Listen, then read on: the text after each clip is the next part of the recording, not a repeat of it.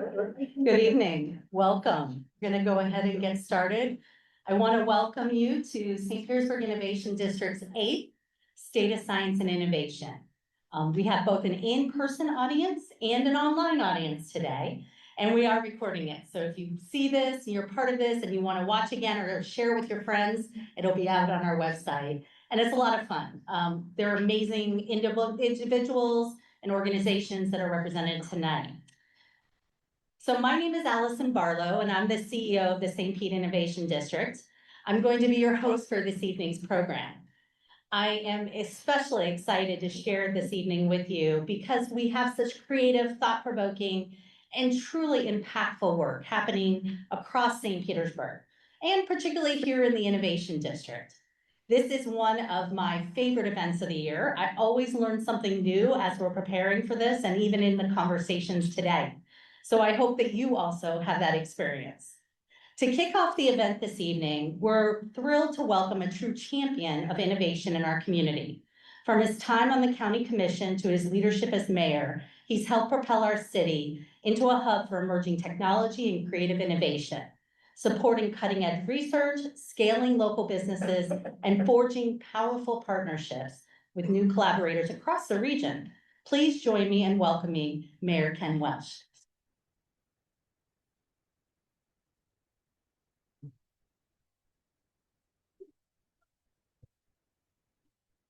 Good evening, everyone. How are y'all doing?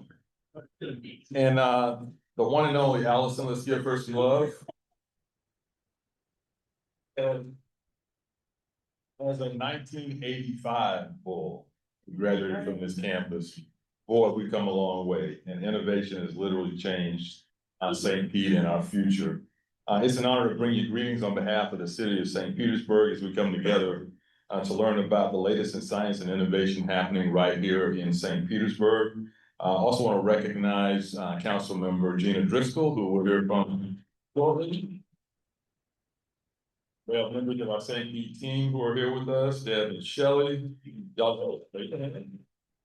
And any other council members? Way in the back, Corey Givens. What do you see these council members? And it's not that cold out here, so y'all suck it up, right? You'll be up north. St. Pete has positioned itself as a hub for cutting-edge research and technology, from groundbreaking medical advancements to the creative industries that fuel our economy. We are proving that innovation is about reimagining what's possible. Looking forward, our challenge is to ensure that this innovation serves everyone in St. Petersburg. That's what inclusive progress is. Whether it's providing equitable access to technology, fostering STEM education for our youth, or supporting startups that drive sustainable solutions, we must ensure that the future we're building is inclusive and just for all in St. Pete. I always walk away from here a little bit smarter, I think, after these, and just amazed at the DNA of innovation that so many of our folks have, things that I think only God can give you the inspiration to create some of these things. I'm inspired by the talent that's here tonight, the scientists, the entrepreneurs, the educators, and leaders who refuse to accept the status quo, who always ask, why not? Or what if? You are the architects of St. Pete's tomorrow and the future of our nation and our world. And we'll continue to push boundaries, embrace bold ideas, and ensure that this city remains a beacon for progress for generations to come. Thank you all for your passion, for your creativity, and to your commitment to making St. Petersburg the city of the future. And we love to say, we are St. Pete. All right. God bless you.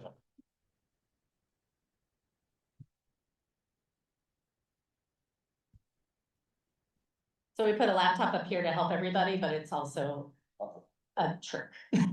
So sorry about that. I am really thrilled to have another great advocate for our event to be here today. She's a true champion of innovation in our community. She has been particularly instrumental in our marine science and ocean economy work. Her ability to transform us through bold ideas and expand what is possible for our future is making just meaningful impacts right now. So I'm pleased to welcome Councilmember Gina Driscoll.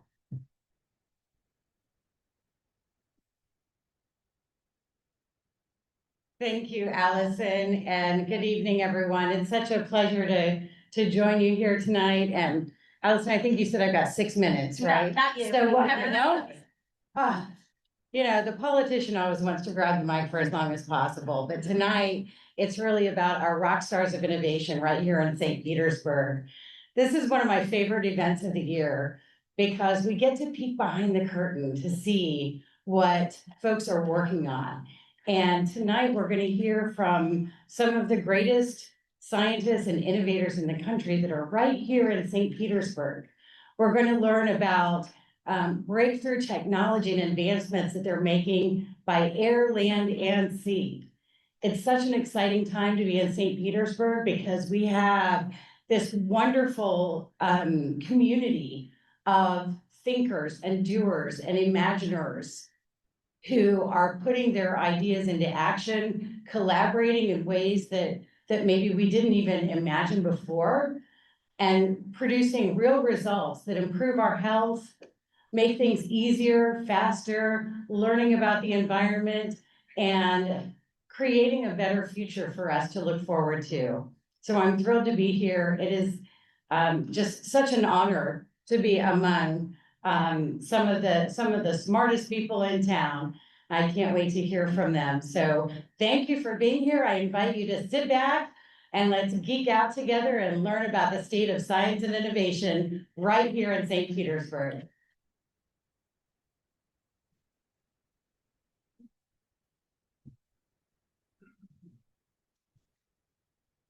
So it's been said, but it should be said again. Thank you so much to our elected officials, our city staff, and all of you for being part of this today. I also want a special recognition to Representative Kathy Castor's team. We have one of their folks here in the audience.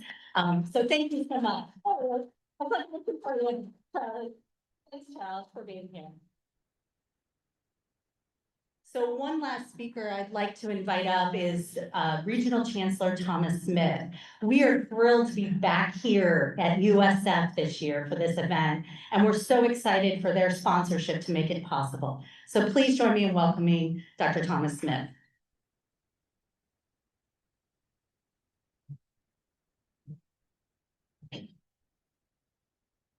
Thank you, Allison, and good evening. Welcome to USF St. Pete. For those of you who don't know me, Thomas Smith, I've been on this campus for 25 years. Remarkable change and just it's innovation, it's everything happening right here. And it's beautiful to see the campus blossom and grow and expand in tandem with the city, in tandem with Tampa Bay. And so it's been a really exciting time to be here. I had never been to Florida in my life until I came to interview for the job here. In academia, you kind of go where the jobs are. At the time, I was teaching at a university in Istanbul. I do human rights and humanitarian law, Turkish politics, so it kind of made sense for me to be there. And so I brought the academics on this campus. You will see we are very focused on kind of the core mission of teaching, research. Innovation is really at the heart of that. You will also see on the campus that many faculty are deeply engaged in the community. I've been on a number of boards. I was on the board of the Florida Holocaust Museum for many years. Also, along with Ambassador Doug McElhaney, some of you may know him, we launched 13 years ago the St. Pete Conference on World Affairs, and which is going to be held in a couple of weeks. It's coming up on February 10th and 11th. We're going to focus this year on, it's actually kind of galactic. We're looking at the new space race. There's a whole we've got enough troubles on this Earth, but we're looking at, prospecting in Mars and other. So again, kind of on the cutting edge. It's really extraordinary, as I said, to see the change on this campus, but focus on what the researchers are doing here, focus on the profile, the caliber of the students we're getting, but we're also still deeply committed to access for students on this campus. So we are gonna strike that balance. While I have you, just to share with you a couple of instances of faculty research that's going on right now. A year after Hurricanes Helene and Milton brought historic flooding to our region, an app developed by, she's a GIS professor named Barnali Dixon. She got a major NSF grant. And so she's doing a really cool project that combines really kind of crowdsourced or community sourced photography and other things connected with some AI, but it's going to be it's an app that will really help people in low-lying areas to really know exactly what's happening on the ground. So really exciting what Bernali is doing. AI is really everywhere. In our college education, we have a professor, Zafar Ernal, who is, he's created an online platform that features several hundred really kind of AI education tools. It's called Teacher Server. It went live about 18 months ago. He's got 5 million followers now who are logging in and using this resource. So it's really become very quickly one of the leading assets for people who are teachers, educators who want to bring AI into the classroom, but to do it in a responsible and helpful way. Finally, just a kind of quick update on the EOS building. I think most of you have probably heard that we're building. It's the Environmental and Oceanographic Sciences Building. It's a $44 million project. We are deeply grateful to the state of Florida for their help and others. But that is going to be located just south, down 4th Street, just south of Warehouse Labs. That's a space that currently is a kind of grassy field with some sort of dead boats sitting in it and chain link fence. It is going to be a much more kind of welcoming and defining entrance from the southwest coming onto the campus. It's also going to be directly sort of catty corner with the ARC Innovation Center. That is a beautiful building. We've got to do something that sort of matches it and doesn't look out of place in that good real estate. So right now, the College of Marine Science, the College of Arts and Sciences, the College of Design, Art, and Performance are all collaborating as we call it. We're programming the building. So we sort of conceptually figure out exactly what we're doing, and then we'll move into a design and construction phase. So really exciting to see that innovation on our campus. So just to wrap up, just again to say what an exciting time to be here at USF St. Pete and to see the dramatic change that we've been undergoing here. It's a terrific time to be a part of all of this. So welcome, enjoy the evening, and thanks for coming out to USF St. Pete.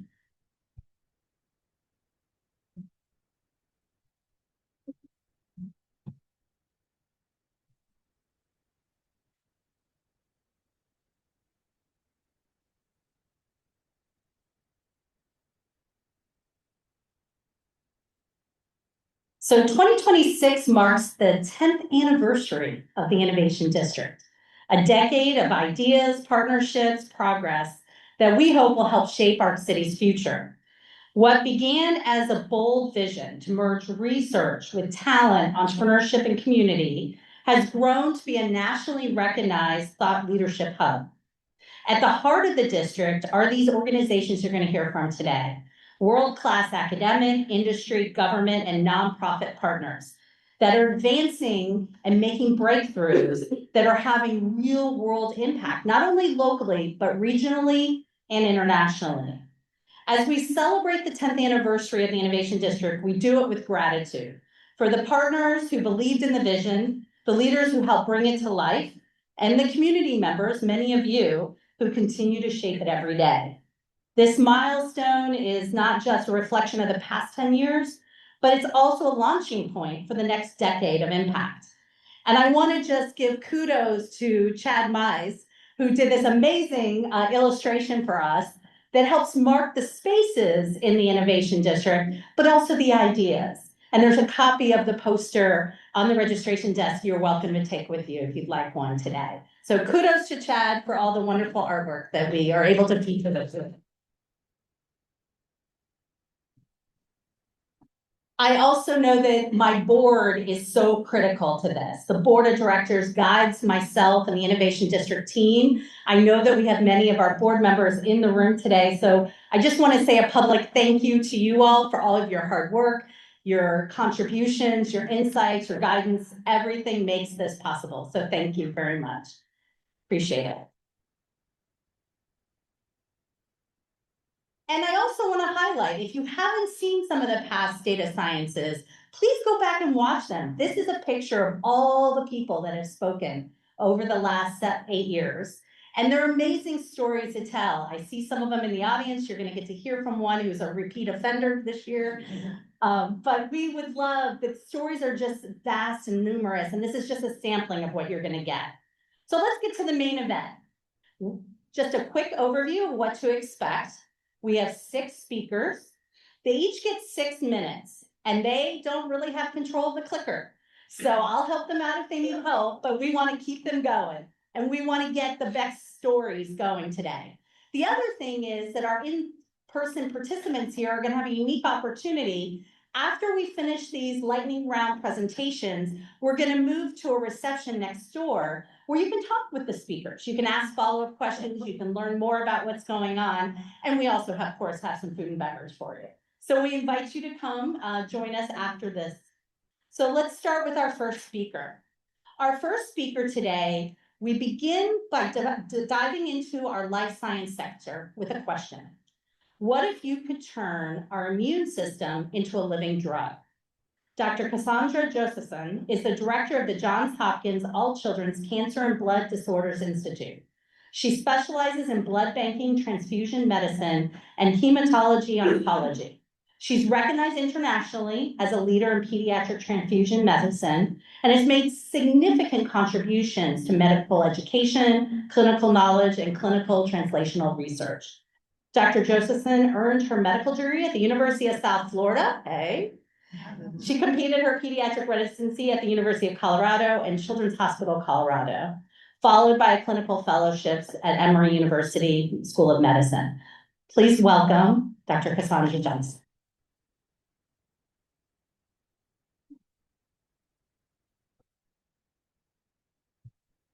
Good evening, everyone. Thank you for that really wonderful introduction. Thank you. I'd like to thank the organizers for inviting me.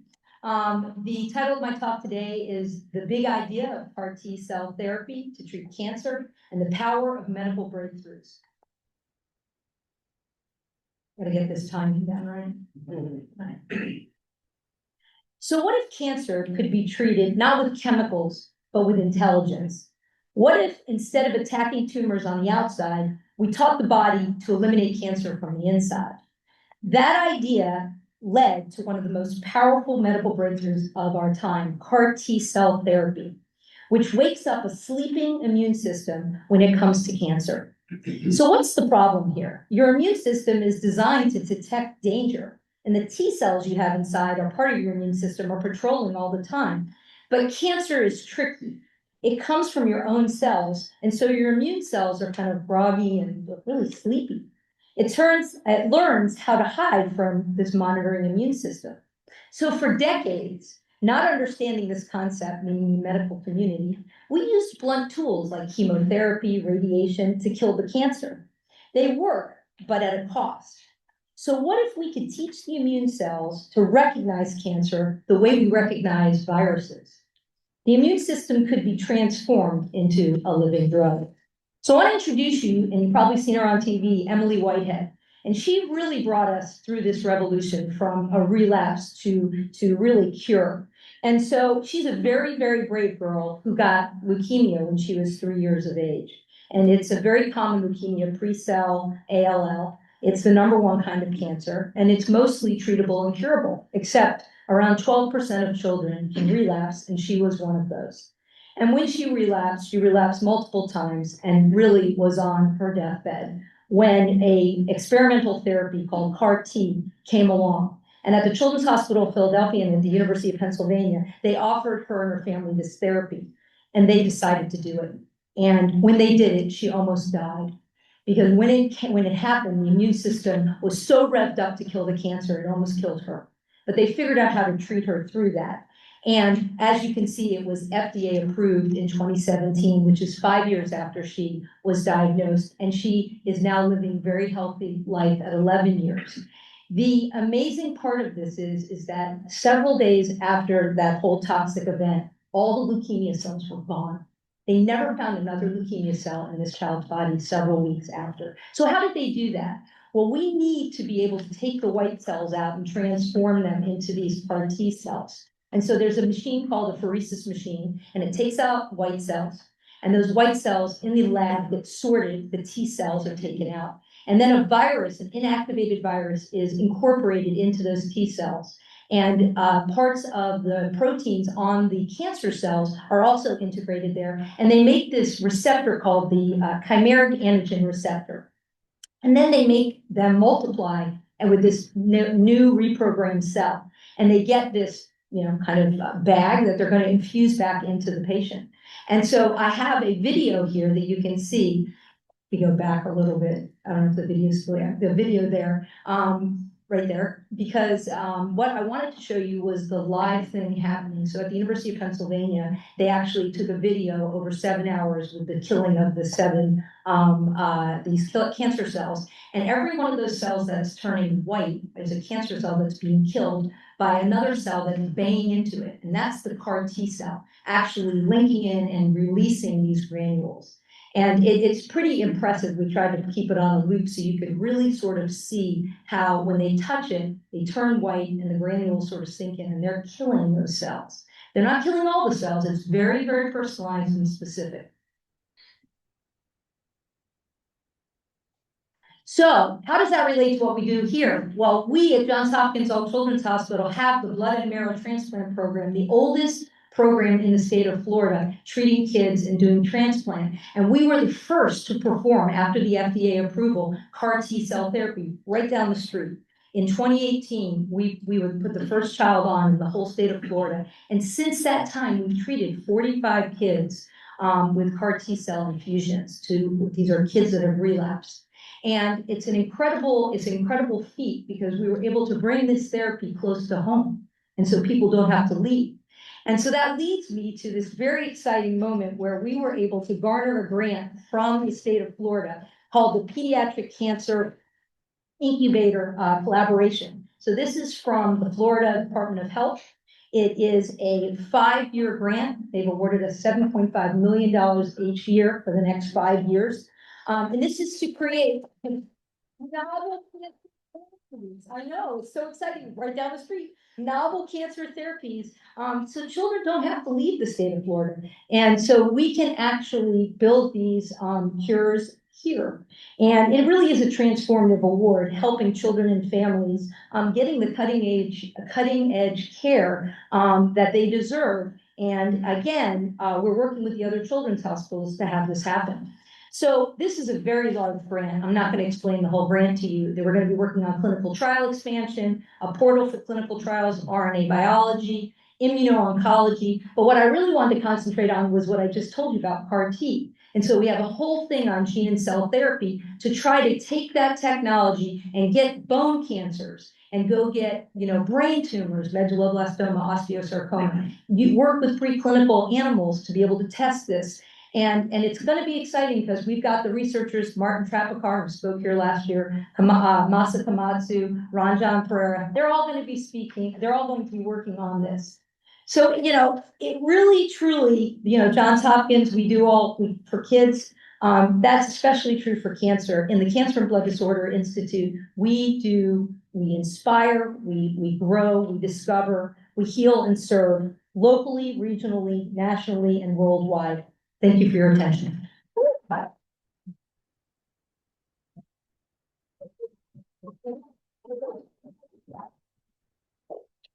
I love listening to these. I love the excitement, the energy, that 6 minutes, I feel like you learned a lot, right? I feel like we all did.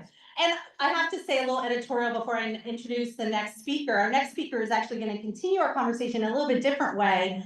But I didn't realize these two speakers work together and they know each other. And so it's so wonderful also to see that our anchor institutions, Johns Hopkins and Orlando Health, are so interconnected. We know it because they're physically connected, and we all know about Baby Place being where it is and such.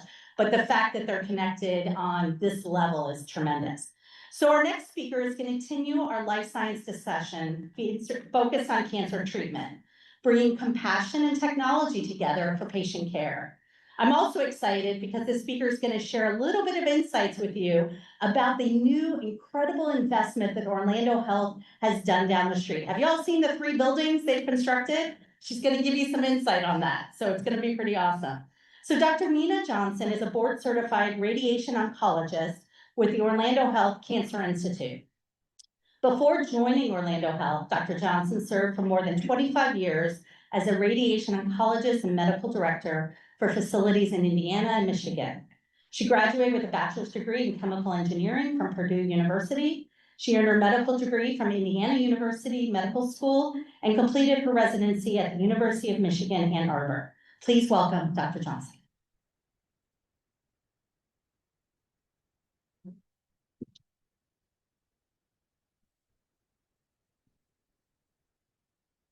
Good evening. Thank you very much for that kind introduction. I have to follow Cassandra. Wow. But I'm very honored to be here tonight to present our new cancer center and share with you what that means for our patients in our community.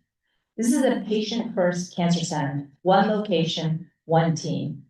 It's 113,000 square feet over 4 floors, which brings diagnosis, treatment, and support services all in one center together to make faster and better and simpler treatments. On floor 1 is my space, radiation oncology, along with the laboratory, which will have blood work and as well as outpatient imaging, as with CT, MRI, and mammogram, wound care, and the foundation. On the 2nd floor is home to Florida Cancer Specialists, our medical oncologist partner. This is where patients can receive chemotherapy, immunotherapy, cellular therapy. As Dr. Josephson mentioned, that's one of the processes that we're going to be working on. There's a PET CT, which is critical for diagnosis and staging. The 4th floor will have oncologic surgeons specialized in surgery for cancer. We have a dedicated surgical oncologist, thoracic, head and neck, colorectal, and plastic surgeon. Having everything in one building lets us work together, make quick decisions for our patients. Radiation oncology is integral to cancer care. It's high energy X-rays directed to tumors to kill cancer cells. Over 50% of cancers require radiation as part of their cancer care, and it can be given externally, internally, or systemically. The most common form of radiation is external beam radiation. This is a picture of our actual unit in the cancer center. It is an outpatient treatment which lasts about 10 minutes with beam on time of 1 to 2 minutes. And the course of treatment is anywhere from 1 to 35 daily sessions. This state-of-the-art technology allows us to treat with exact precision. So the first part of radiation is planning the treatment, and this is prostate cancer. And for prostate cancer, it's especially important because it is the size of a walnut. It's very close to the bladder and rectum, and it moves internally and requires high doses of radiation. So precision is important. So before every treatment, there's a CT. The CT imaging is done daily to align patients with millimeter accuracy. When we treat the patient within the head of the machine, there's many multi-leaf collimators that change in shape as they rotate around the patient and treat the patient, hitting the target and missing the rectum and the bladder. In this case, you can see how small the prostate is. And this treatment is called rapid arc therapy and allows us to give the treatment in 1 to 2 minutes. And that means patient comfort, less motion, and better accuracy. So we don't like to treat moving targets. So motion management is very important, and especially in a lung cancer case where the target moves when the patient breathes. And so our system tracks that motion in real time so that and it's called respiratory gating. So when the tumor moves out of the field of treatment, the machine stops. And when it moves back in, the machine turns back on. So this allows us to treat the tumor while treating less of the normal lung tissue. We also do surface guided treatment where we track the patient's body position and surface. So during the treatment, so if the skin moves out of even a little out of the area of treatment, the machine pauses and stops. This is used for breast cancer treatment along with something we call deep inspirational breath holds. So the deep inspirational breath hold is used to protect the heart during breast treatment. When the patient takes a deep breath, the heart moves away from the target or the breast. And when the skin surface is in the right position, the radiation is given, and this decreases or eliminates radiation dose to the heart. We will also be offering stereotactic radiosurgery and stereotactic body radiation. It's an example of pinpoint radiation given to a small tumor in the brain. It's 1 to 2 millimeters of accuracy given at a very high dose in 1 to 2 treatments. This is extreme precision and can sometimes replace surgery in select cases. We'll also be offering internal radiation, which can be given either systemically, interstitially with targeted treatment in the gland itself or high dose rate. So this is what comprehensive care looks like. One location, one large team, which ranges from diagnosis to medical specialists to supportive care. We will offer cancer research trials so that patients will have access to cutting-edge national treatment. This is one large team which is focusing on the patient. So what does this mean for our community? It's Orlando Health's commitment and investment to our community to provide state-of-the-art cancer care locally. Cutting-edge therapy, clinical trials, national-level technology and expertise so that patients do not have to travel for their care and they can focus on the treatment and healing. So once again, this is comprehensive care. This is what this looks like. Advanced technology, coordinated expertise, patient-centered medicine, and we are committed to our community and every patient and family we serve. Thank you very much for allowing me to share this amazing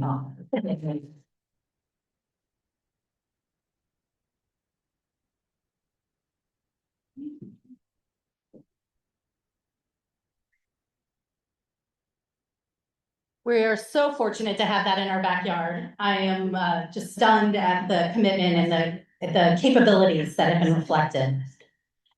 So our next speaker is moving us between the connection of human health to ocean health.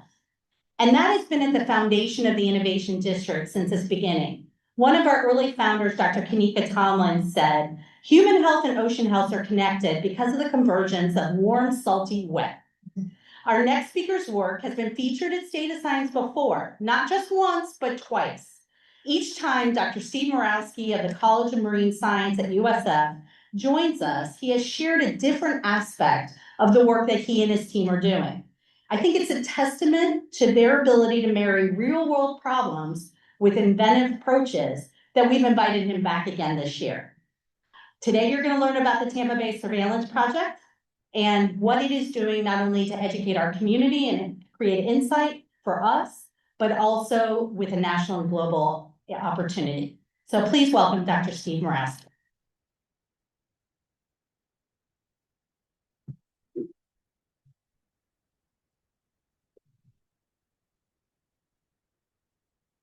Thank you, Allison. I'm looking forward to the next opportunity to listen to what I'll be speaking about. So thank you all for coming.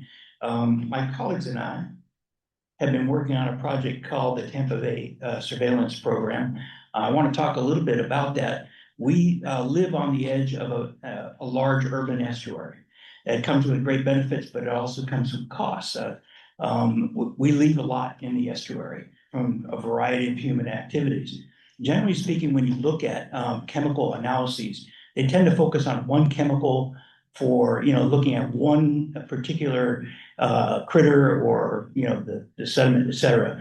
We're trying to look at all of it at the same time. So we can understand the body, from the fish's point of view, for example, what's the total body burden that we're dealing with?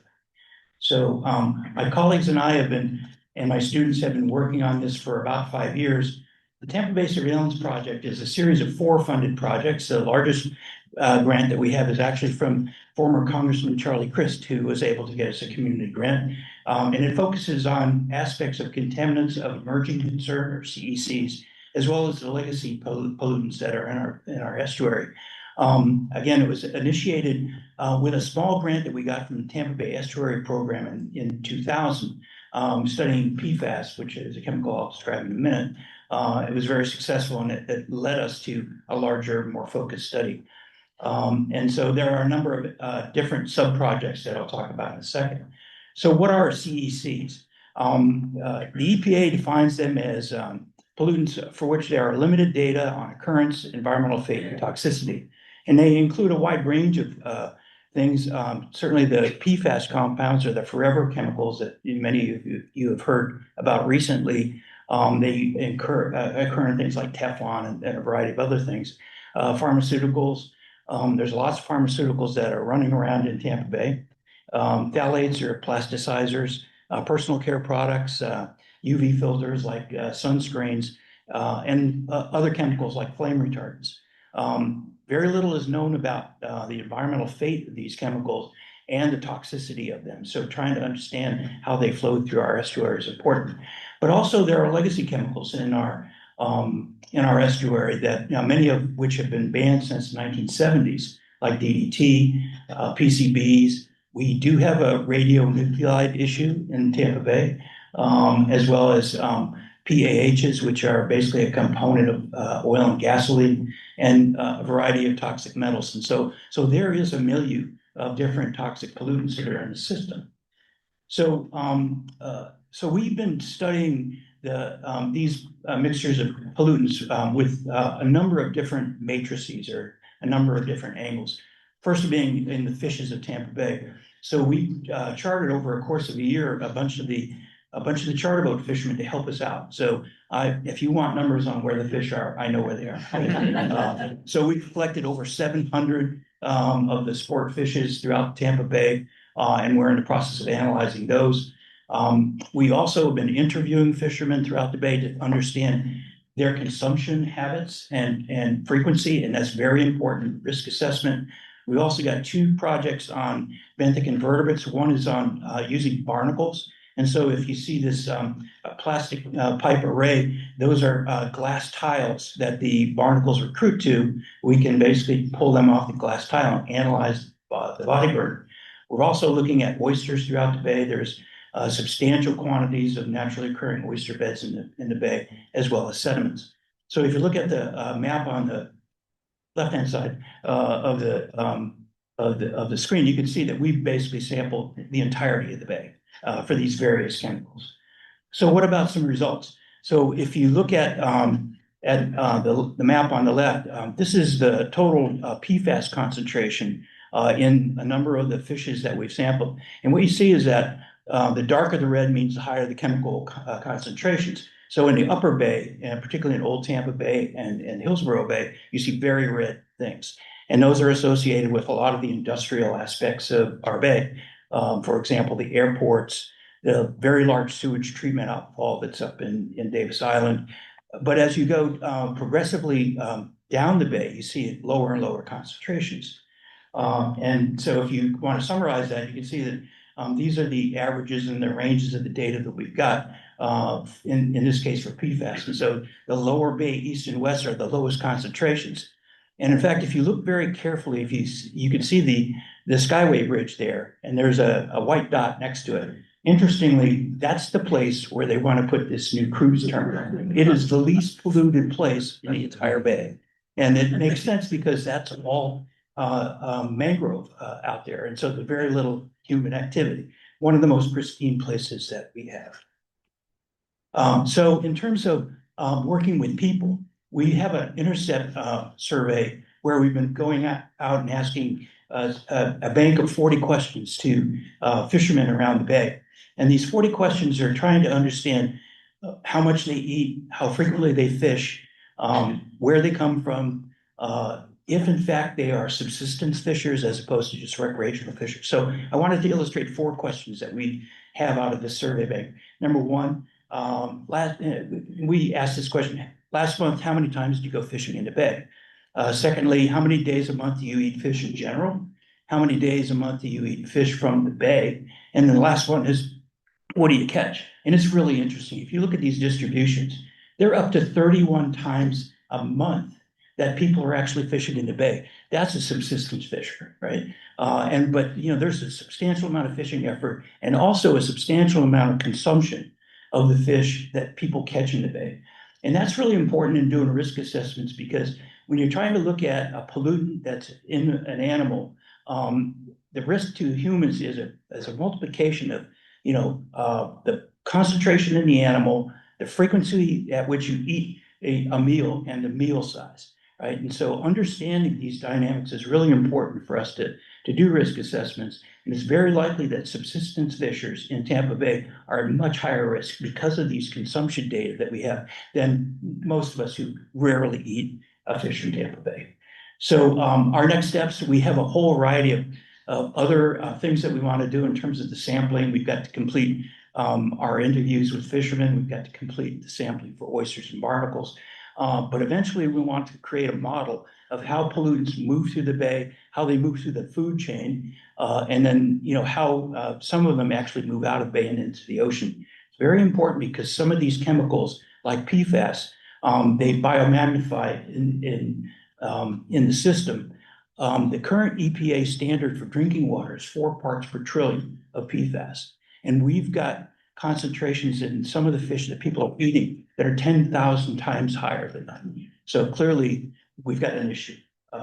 So in terms of the different species that people eat, a lot, you can see there's a whole variety, but it's really the big four, the trout, the snook, the sheep's head, and the redfish that we've been concentrating on.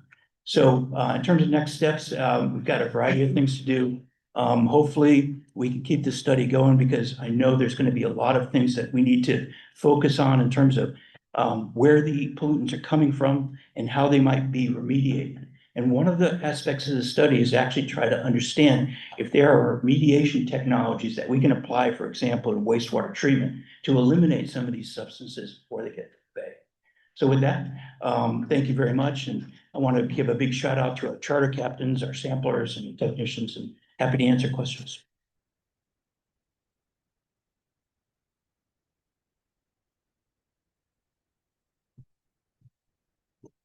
And he didn't mention it, but I'm proud to say that the College of Marine Science has been working with colleagues at Johns Hopkins Children's Hospital on some of this data over the last few years, trying to look at the correlation of all of this. So you've heard clearly in our last speaker how critical the Tampa Bay is as a critical resource, but we also need to think about it not only for food, but for commerce and national security. Over the last year, partners across the region have collaborated on how to explore how we can leverage our incredible maritime assets. Many of you might recognize our next speaker, Mr. Scott Pickens, from his work at the Global Resilience Institute on resilience in smart cities. He's also been instrumental working with Northeastern University in raising the profile of our region, identifying those maritime assets we have, and envisioning opportunities for the ocean economy. Please welcome Scott Pickens.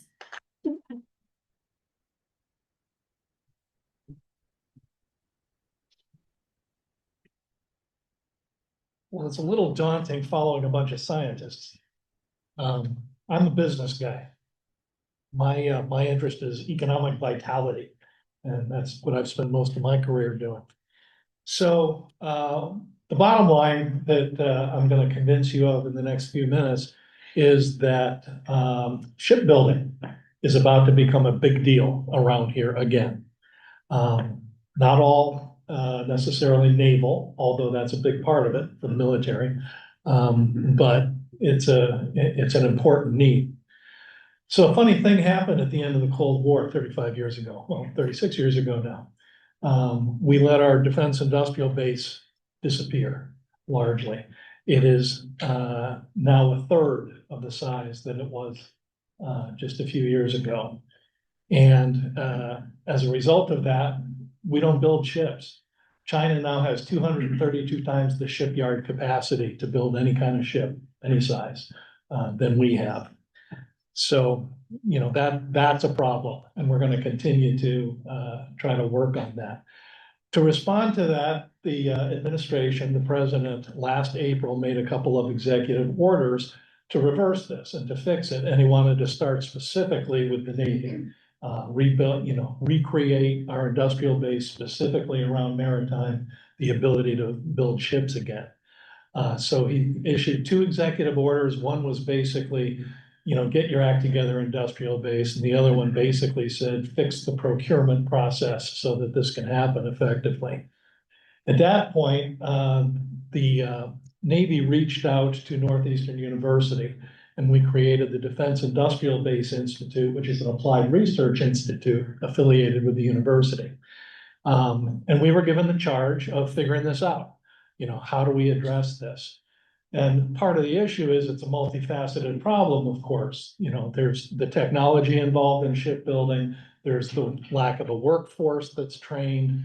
There's the procurement process itself, the supply chain, and so forth. But it turns out that we have a secret ingredient here in the US that is unmatched anywhere else in the world, and that's private capital. We have more private capital available to invest in this stuff than anywhere else. So we talked to the Navy about Tampa Bay. Now, we are doing this, our organization is doing this everywhere, but certainly we're doing it across Tampa Bay.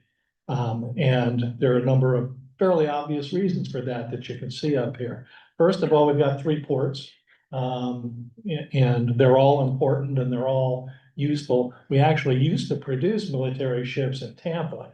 That ended shortly after World War II, but we produced hundreds and hundreds of LSDs there at one time. But we also have, and this is particular to St. Petersburg, we've got a lot of advanced manufacturing capability of parts and components. We do R&D, we do testing. We've got software companies that are AI driven. There are now new ways to operate a shipyard, new ways to operate a ship. And this is the kind of stuff we do around here in town here and very nearby.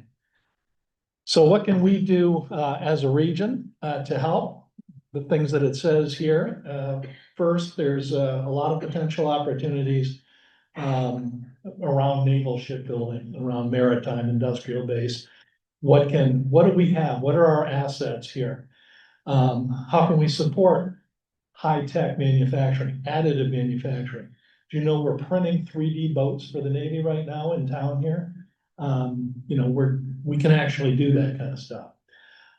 We've got several programs around workforce training and more to come. Very important that we can do this. We also have to identify the locations for where we can best apply the investment of the private capital. And that's what a maritime prosperity zone gets into, and I'll say more about that in a second. And finally, it's where do we fit as a region? Where do we fit relative to at least the Gulf Coast? Our organization is looking at all 4 coasts, but for us, it's the Gulf Coast. How do we relate to what we can do in Pensacola and Mobile and Pascagoula and New Orleans and Houston, the other major shipyards on the coast? And St. Petersburg has been identified by the Maritime Industrial Base program within the Navy as a key place where a lot of the R&D that we do, a lot of the development, a lot of the research and testing in particular at the port of St. Pete, where we have deep water access and are already testing a lot of interesting things. That's really our opportunity right there to supply at least all of the Gulf Coast and maybe the nation in terms of a lot of these capabilities. So what's an MPZ? Maritime Prosperity Zone is a designation of a piece of geography, okay? And that piece of geography will be designated by census tract, basically. But you want to there will be places where the government will provide a lot of tax incentives and incentives from other related departments within the government, labor, commerce, energy, and so forth, to make it easier to attract private investment because they can more easily make some money at this.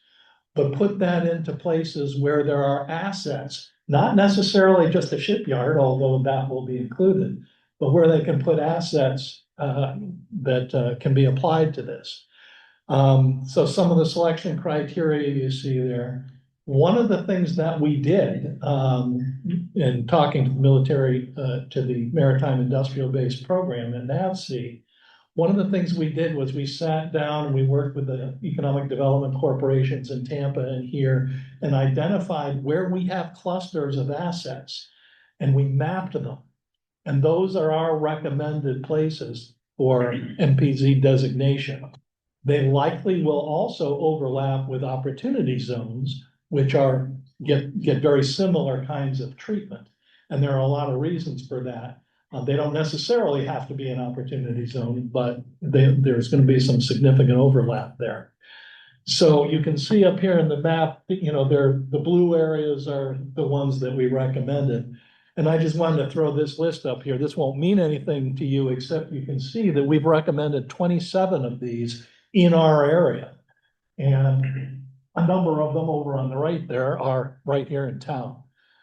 So the bottom line is the Navy has discovered us. We were forgotten for a long time. We've been rediscovered, and the kinds of high-tech, advanced thinking, advanced R&D, testing, particularly as it turns out, for a brand new kind of ship, which are unmanned.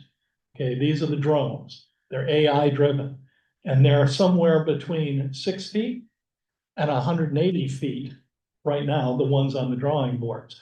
We're going to get our fair share of those being built in our neighborhood, and our businesses here in town that can contribute to this process are all going to be involved and have a chance to benefit from this. So that's it. I just want you, I'll be there to answer questions afterward. But I think this is a very exciting opportunity for all of us.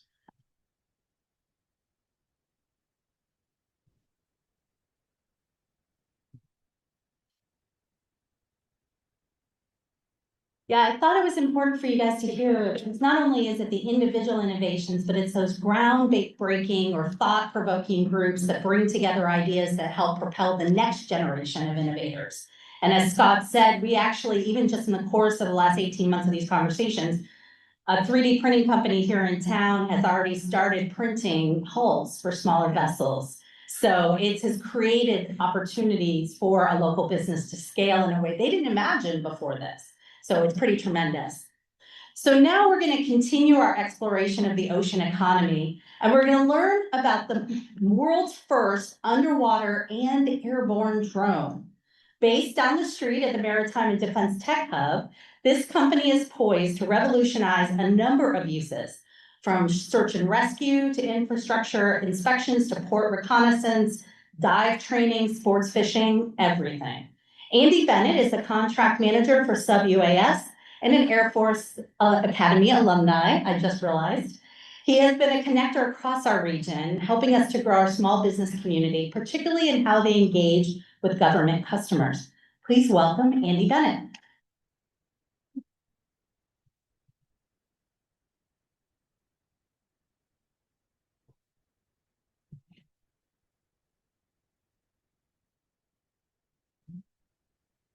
How many local Tampa Bay region people do we have here? Yeah. All right, more than I expected.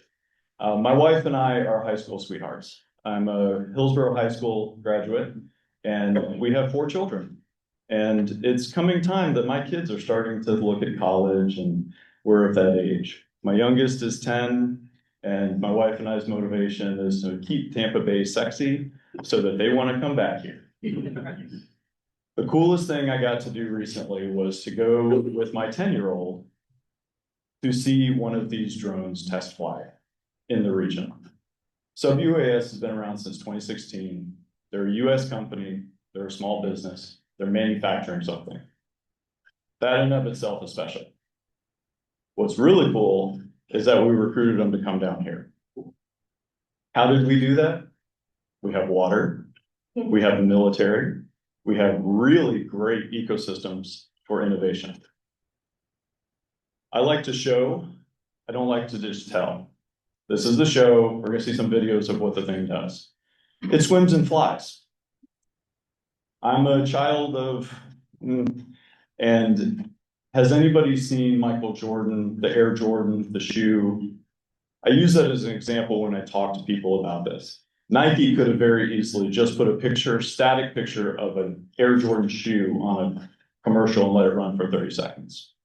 That's not what they did. They put it on Michael Jordan and they watched him fly across the screen. And now everybody knows what you can do with that tennis shoe. So what can you do with a drone that swims and flies? On purpose. Think about the movie Saving Private Ryan. Go back to D-Day, go back to the invasion. Think about a small submarine per se that has a little drone like this coming out of it underwater, going up, fly over a beachhead, has a magnetometer, metal detector hanging from the bottom, and now you know where not to step. We're going to see a video of that where we actually did it. Imagine, if you will, the Port of Manatee has someone coming in, or Port Tampa has a ship coming in that's unknown. Have a drone, take off, go out to the location where the ship is coming in, and have the same drone take aerial and subsurface video of what may or may not be attached to the hull. We did that with Office of Naval Research. Imagine, if you will, you're the Coast Guard, and you have these Black Hawk, Seahawk helicopters where you have to man them and have crews looking out for human beings floating on the surface of the water. As Scott mentioned, using AI, using technology that's already there, we don't make cameras, we make the drone. Cameras exist. 80 megapixel camera on a drone that's tethered to a Coast Guard cutter sends a signal back to an autonomous drone that then goes out. Anybody do those facial recognition software where you have to go around 3D your face? LiDAR and sonar attached to the same drone goes out based on the geolocation of the aerial drone, and now you have high fidelity authentication of what that object in the water is. That's off Port Manatee. The drone swims and flies, it manufactures. These are high-paying jobs. These are products that are manufactured in the United States, and now we've expanded into St. Petersburg. We continue to work with our partners at MacDill, wonderful location. We continue to have partners on the Coast Guard. And I'll point out real quick on my left, your right, what you're seeing there, if you can click one more time, that drone is doing exactly what I indicated. The blue is sonar that'll kick on when it hits the water, and the black and white gray is LiDAR. So you're getting high fidelity imagery of what that object is that's hanging under the surface of the water that you can't see otherwise.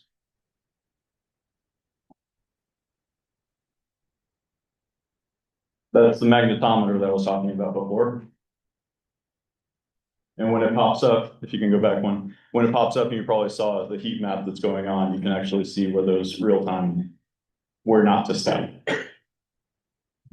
We love being in St. Petersburg. We appreciate everything that the ecosystem has done, how welcoming Allison has been. Let's keep Camp Bay sexy.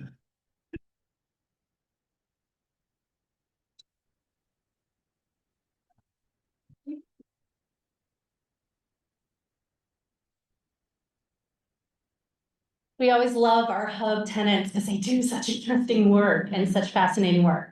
So we're almost done, our last speaker, but we saved one of the most interesting conversations. This is highly relevant and important in our day and age. We are trying to all, youth, seniors, people around the world, how do we avoid misinformation online and use generative AI responsibly?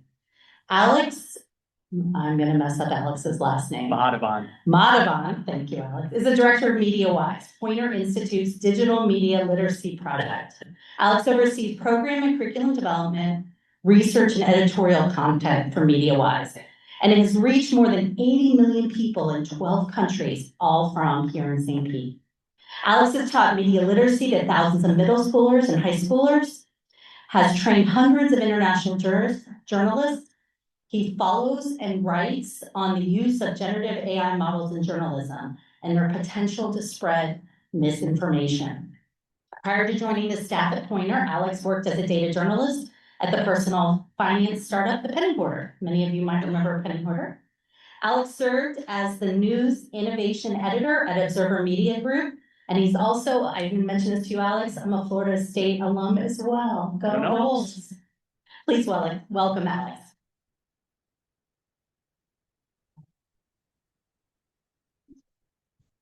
All right, I do not have a cool drone and I'm standing between you all and drinks and food, so I apologize. So I'm gonna talk, I also have 40 slides, so I'm gonna go very fast. So I'm talking about how AI is upending the news. And well, this is in addition to my bio that you just read. I also have 2 dogs, 6 chickens and a horse named Magic Mike. So share that. Mike lives in Pinellas or Pinellas Park. So for those of you who don't know, Pointer is right just down the road here. It's this big, beautiful building. Nelson Pointer founded it to house the Tampa Bay Times, and his goal was to make journalism as good as it could be, because democracy cannot exist without strong journalism. How does AI fit into that? First of all, when AI came out, I think this is what a lot of people thought about it, especially journalists and editors. After a few years, what we have come to realize that it's a little bit more like this. A little bit more downsides. There's a lot more nuance than just it being Skynet. And what I like to say is generative AI is like a karaoke machine. It can be used for good or evil. You all know the people that you do not want to see go up and sing karaoke. A lot of it has been evil, on the evil side. If you've opened Facebook in the last year, you have seen this, Shrimp Jesus, or one of these grotesque AI images. So a lot of people, when they think about AI, that's what they think about, or they think about this. Data centers that are going up, using a lot of energy, using a lot of water. So you hear all of this really negative stuff about AI.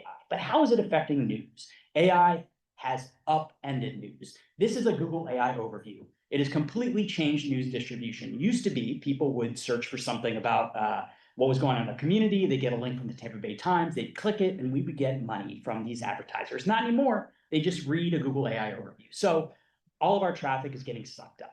Now, the thing that makes us angry is that all of these AI models were trained on our stories. So you have news organizations like the New York Times that is suing OpenAI for stealing its content. But most publishers are doing what's behind me right here, which is making deals with these companies and saying, hey, you used our content, pay us. This is our new business model. They're also using AI in interesting ways. The LA Times wanted to provide AI opinion pieces. And so they said, if a columnist writes an opinion, our AI is going to give the counter opinion to that. So they deployed it. And a few moments later, they had to pull it back because the AI defended the Ku Klux Klan. Again and again, we see news organizations are stumbling over how to use AI. You've probably seen failures all over the place. The biggest one over the last year happened at the Chicago Sun-Times. They ran a really cool summer fun reading guide. All of the books in it were fake. The journalists had used ChatGPT and said, hey, give me a summer reading guide, and they were all fake. This is a graph of all of the fake court cases that have been cited because lawyers are using AI. You may have seen back in the day, this is the swagged out Pope. It's an AI image. It was easy to track down. It was just a goof. Somebody made it just to engage people online. But now we are seeing politicians, administrations using AI in ways that is much more harmful to the online ecosystem. This was an image that was altered with AI. It was debunked very quickly, but now we're starting to see this infect our politics. It's also changing the way we talk. So I don't use the word delve, realm, meticulous, or adept anymore because people are using it because they're using ChatGPT all the time. It is not all bad though. And I'll talk to you about the good things we're seeing and also how Pointer is trying to empower people and news organizations to use AI in a more productive way. This is Harold the Helper. It is a chatbot from a small local newspaper called the Durango Herald.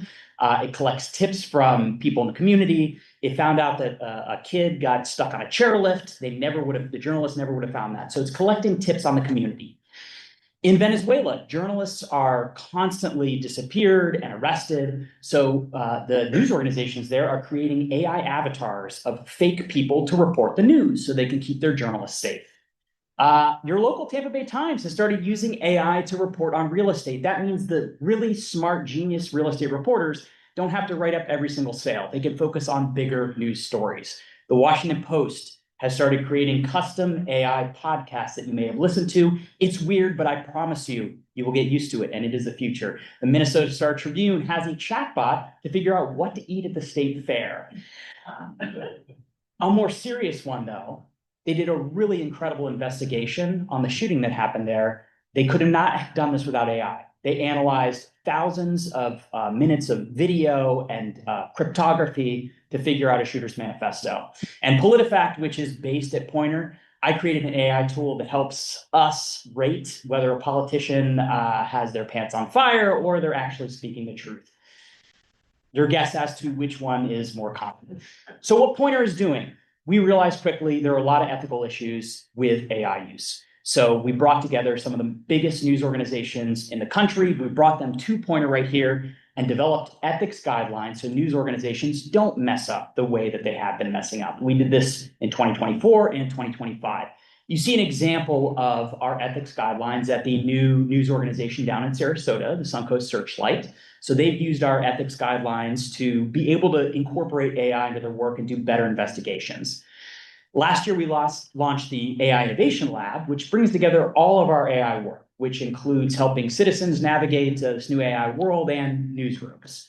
We've worked with news influencers like Dave Jorgensen of TikTok. Ask your kids about him. He's very, very popular. We help creators use AI better.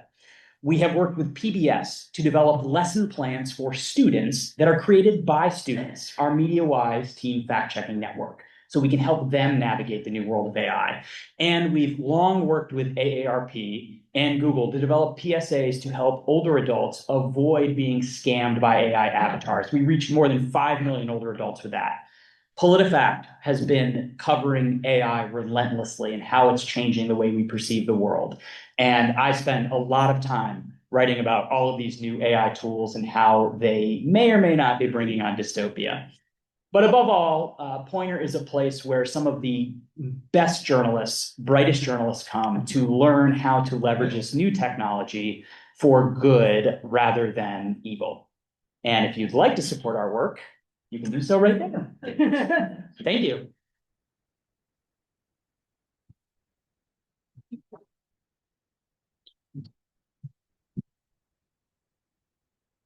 A side note, he mentioned the AI podcast. We resumed our podcast series this year, and we are about to publish a version where we did a total AI-generated conversation that I had with one of the services. So you get to hear us talk about the St. Pete Innovation District and what this particular tool thought about it. It's fascinating.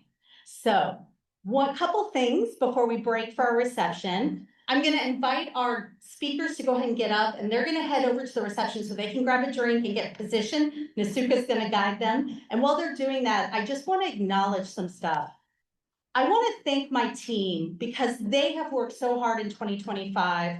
3 publications you see on the screen, the district's first ever master plan, the updated innovation ecosystem map, and the start of the Tampa Bay Ocean Strategy would not have been possible without the special work of Lauren Bell, who's over there, Nasuka Williams, who just took the speakers out, and Amber Passetti. There's Amber, she's over there.